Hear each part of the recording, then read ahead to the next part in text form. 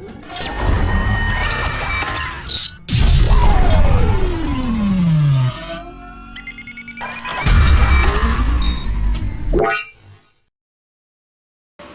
day, viewers, and welcome to Focus on Education, the program where insights discussions on the issues affecting our educational system.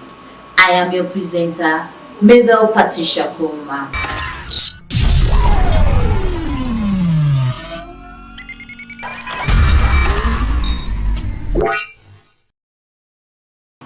And today we will be examining a very important and timely topic, uncovering the reasons behind every poor student's academic performance. Across schools, many students struggle to meet the academic expectations. While some manage to succeed, others continue to perform below average. This raises an important question. Why is it happening? Is it the students, the teachers, the environment, or perhaps a combination of several factors? To help us explore this issue in depth, I am joined with a respected personality in the education system in Sierra Leone, Apostle Victor David. To begin with, how would you describe poor academic performance to students? Good afternoon, listeners and viewers. Once again, I'm Reverend Victoria Davis, and I'm a proprietor, a teacher, and educationist, and I currently serve as the chairman of private schools in Sierra Leone. Looking at the question, why children actually perform badly in examination, or the reasons for poor performance. That's a whole topic of discussion. In actual fact, there are a lot of reasons why people do not perform well in examination. Put it in the most simpler way, why people fail in examination. And from the question, it has to do with, firstly, school examination, and also going to public examination, that is like the NPSC, the BECE, and the WAS. And it does not only stop there. What about examinations in university or at university level? There are a lot of reasons, like I said earlier. Firstly, I think one of the major reasons as an educationist has to do with the foundation of these pupils. The educational foundation in this country particularly is so faulty. You can realize that you have even adults graduating from university that cannot read or cannot read effectively. You have teachers in classrooms that does not actually know sounds. You ask teachers how many sounds do you have. They will find it difficult to actually tell you how many sounds do you have. Many teachers just believe because we have 26 letters, there are 26 sounds, which is not correct. And you ask teachers in classroom I'm talking about, you ask teachers about the use of the consonants and vowels. They'll find it very difficult to explain to you. So for me, I think foundation is the major problem as it is presently with our educational system in Sierra Leone. You ask someone, an adult, what are vowels, it will be difficult for the person to tell you. How many vowels do we have? Why do we use vowels? It will be difficult for them to tell you. Many people, like we were taught earlier in school, there are 5 vowels, which is correct. But many people don't realize that there is an additional letter that serves both as consonant and as vowels. As vowels when it is being used in a word that does not have the 5 regular vowels. And that's like the letter I, the letter Y. Y, you spell B-Y. B-Y, Y in that word takes the place of a vowel. So basically, all problem has to do with foundation. So if I am to recommend to the Sierra Leone educational system, the first thing I will recommend is the fact that if we are to handle the reasons for poor education, for poor performance in education, I think I must start with, let's revisit the foundation. Let's revisit the foundation. If the foundation is good, you realize that our children can read well, they can speak correct English, and they like skilling. But as long as the foundation is faulty, that's one of the major problems with our educational system. And that is the reason why that it's a carry forward problem. And what we see in public exam is the ripple effect of poor foundation. Poor foundation. So you're trying to tell us that the free education system is not structured because it is free, and that is what is causing the poor academic performance in government schools? I don't want to say so. I don't want you to. I don't want you to put it in that from in that perspective. Okay. What I'm simply saying is that free education of itself actually is a good thing to the nation, particularly for those that cannot afford it. That's correct. But in actual fact, I guess all of us are aware of that. When something is free, giving that quality that is needed, that concentration, basically it will be difficult. And therefore, the home must step in. The community must step in. That's what I'm actually saying. I don't want you to phrase it, to put it in such a way as if the free education is failing and that's why the children are failing in the exam. That's not what I'm saying. But really, in actual fact, if parents can take responsibility, you have time for the child at the house, you give the child extra classes. In actual fact, sincerely, I remember the time of Ebola. My son was in SS1. Basically, what happened was, for a period of time, we are not having school. And you cannot conduct classes during that period. What I did, I enrolled my child with different classes for almost all of the subjects. And what happened, like, after the Ebola, yes, it was Ebola. After the Ebola, what happened was, the teachers were recommending let him take the exam, but at that time he could not take the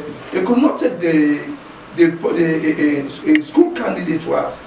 I enrolled him for private was. He took the exam. He took the WAS exam at age 14 and got 8 subjects, one sitting. Up till now, he has never taken any other exam to compensate. Maybe he didn't have that subject or that subject. What happened? Because what happened? I didn't want him to be idle at that time. I want to get him engaged. And if parents, all of us can see the need to actually get our kids engaged, most of the time they use meaninglessly, it will help. If we as parents can also work with our kids, monitor them, their studying habits and the like, that will also help. If the way we talk at the home is actually educative, it will really help the children, giving them the right foundation, and that will really fine. But the parents are using abusive language at their house. When the child goes to school, you expect obviously the child will do that. There is a story, I think the child misbehaved at the school, and they sent for the parents. And when the parents arrived at the school, the father was having 2 earrings on the ears, and the father that's reality. That's the reality. And the fact that the head teacher took her time to talk to the parent, and once the head teacher finishes, what happened was like the father started abusing the child. And tell the child, you didn't beat me in the house today. You will just know that. You just know the hope the child is coming from. So whatever the child is doing, that is the issue. So you mean, and many people just think you should be wealthy for you to actually train your child and give your child the right foundation. That's not correct. Many people like speaking English at the house is being false. And people will tell you, I will live on a false life. And the likes really, we don't realize what we're doing. We are helping our children to have the correct foundation. You might make your mistakes. That's correct as the parent. As you correct your mistake, what happens? You are correcting the child as well. And it will help you as a parent. Because it's like many of us, it is not that we are not speaking correct English. Once we finish in school, we don't speak English. And that's the truth here. Even in schools, we do speak Creoles. Yes, that is the issue in schools. And you see teachers talking Creole to pupils in school. And that's the issue. And some of that really. And once you begin to talk, and some times in some schools, the teachers will be teasing the pupils and tell them, but then for our first life, begin our day, and then some of these things. But when we begin to have these things right, what's going to happen is that it will really help build the child. Particularly, I'm emphasizing the fact that right from that cradle stage, if we can get it right when the child is young, it is easier to get it right when the child goes for public exam and the likes. Somebody says, I can't remember the person, he said it is easier to build a young child than to repair an adult. And many times what we do, we try to repair adults. The person basically no foundation and the likes. The person has dropped out of school. We try to put them into school again, go and take the exam. And the other up is like, we are trying to blame WAEC. The person becomes a customer to WAEC. The person will take exam once, twice, thrice, and the like, over and again. And they will say to WAEC, when the results are out, they will say, this WAEC give me. And that is one thing I hate. It's not the WAEC that gave you. It is what you've worked for. If you are just joining us, this is Woman's Online TV, and the program you're watching is Focus on Education. We are streaming live on TikTok, Facebook, and on YouTube. You can join the conversation by sending in your comments. Our topic of discussion is uncovering the reasons behind poor academic performances. So, Apostle, are you trying to tell us that the teachers are responsible for the poor academic performances of the children? I can't say the teachers are responsible. I think we have to take that as a responsibility collectively as a nation. The home definitely has its side to play, because what happens is like you see the priority of parents does not actually gear towards giving the children correct foundation. That's the issue. We think giving the children electronics gadgets that actually distracts them is showing love to the children, which actually is not correct. The child can also use that electronics gadget to build the foundation, correct, but most of the time they are wrongly used. As a responsibility collectively as a nation, the home definitely has its side to play, because what happens is like you see the priority of parents does not actually gear towards giving the children correct foundation. That's the issue. We think giving the children electronics gadgets that actually distracts them is showing love to the children, which actually is not correct. The child can also use that electronics gadget to build the foundation, correct, but most of the time they are wrongly used. As you said just now, the gadgets and all. Is it a bad thing for a child to have those gadgets? It's not a bad thing. It is not a bad thing. In actual fact, it is giving the child a gadget, and if the child can use the gadget rightly, that will really help in building the foundation of that child. That will contribute to education at the house or even at the school. Because in modern education, you realize that mostly electronics gadgets are being used, but the point there, because we fail to teach the children to use it rightly, what happened? They are being misused. That's the issue. So like collectively, it's a responsibility of everyone. The school, the teachers, have their side. The educational system generally in the country basically have to gear towards putting more emphasis on foundation. Parents, the home must prioritize the foundation of the child. In reality, if the child is having correct foundation, by the time the child reaches class 3, the child should be able to take any book and read. Any book and read. And it's sad to realize that candidates go for examination. Let's start with MPSC. WASS is Beckett. They cannot even read the questions. They cannot even read the questions. And if you cannot read the question, how are you going to answer the question? That is one of the major problems we're having in this country. Don't you think some teachers are responsible for that? Because the mentality of students are, I have my money and I will have my results. Yes, I think that's a common mentality now. Many people believe once you have the money and also you have a smartphone, you can go and take the exam. I think we have to change that mentality. We have to go back and let people understand that. Basically, you can pass the exam. You see, I know many people have passed, that have actually succeeded through WASS, but going to the university, they are unable to make it. I know many people.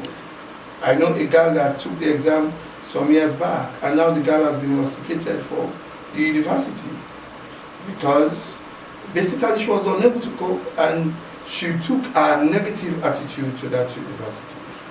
So the teachers, yes, some teachers do contribute, but it's not only the teachers. It's a general phenomenon now, which we have to change, which we have to let the people understand.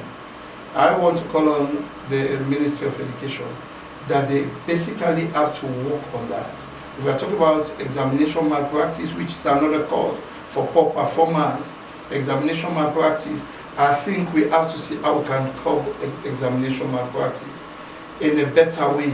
Let people understand that you have to study hard to go and pass the exam.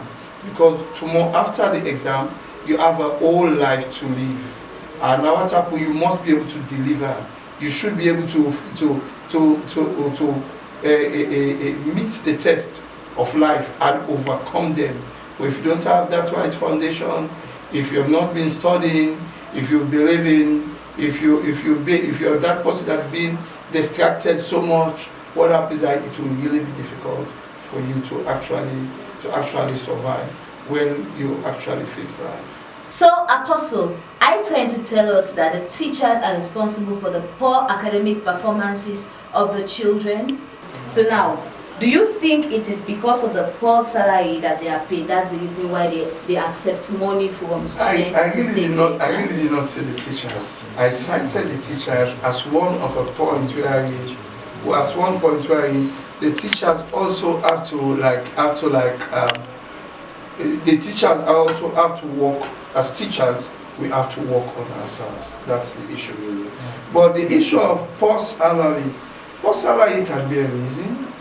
But in actual fact, it's like, I normally tell my teachers that a simple fact, there is no job you do that you can be paid to your satisfaction, particularly in Sierra Leone, except those that do maybe international job or the likes. But in actual fact, I believe if you're a good teacher, what happens, you make your salary yourself. What you simply need to do, ensure you can deliver well. Let the parents actually identify you as a very good teacher. And what happens is that the parents will be the one chasing you. Now allow one or two or three sets actually goes through your hand and let them come out successfully. Let parents actually see the difference. You know what will happen? Is that they'll be the one chasing you. I used to have a teacher like that in our school. He is no longer teaching, Mr. Mansouri. What happened when he was actually teaching? Basically, always the kids will be talking about Mr. Mansouri at the house. And what happened? Mr. Mansouri, it reached the point where almost all of the parents were calling him for extra classes. I also know, I think I know many teachers that have actually worked so hard. They can earn themselves more than their salary. The late Mrs. McRae, basically she used to be a maths teacher at the Methodist Girls High School. But almost all of us, It's like almost everybody will be chasing Mrs. McRae for lesson, because Mrs. McRae, when she teaches you math, you actually what you don't understand in school, she will help you to actually grasp what is like the concept behind that and the like. You see, basically, if you are that kind of teacher, what will happen? The parents will be chasing you. As we have come to an end, what advice will you give to students struggling academically? I want to advise students within Sierra Leone to revisit the foundation. One, let's work on our foundation. That's one. Two, work very hard. They should not depend on examination malpractice. They should not allow anyone to fake them or give them wrong advice, hoping that they're going to help them in the examination. I normally tell a student that, or pupils that most people are failing because maybe the person that might be invigilating that exam that the subject might not be his or her subject area. And you go and give the person money, the person will be killing you. The person will be killing you because the person might be guessing, might not be the answer the person might be giving might not be the right answers and the likes really. So like they must work very hard. They must build the culture of reading. Go back and read. Also the aspect of listening to programs that are educative, that will help us. Radio programs, television programs that are educative, rather than listening to most of these funny music. See, they can sing all of the music word for word. You just ask them to just use, you let them just ask questions from just a paragraph from the note. The child will not be able to answer. So like listen to programs that are educative, that will help. And also in addition to that, I believe if they set goals, that will unify.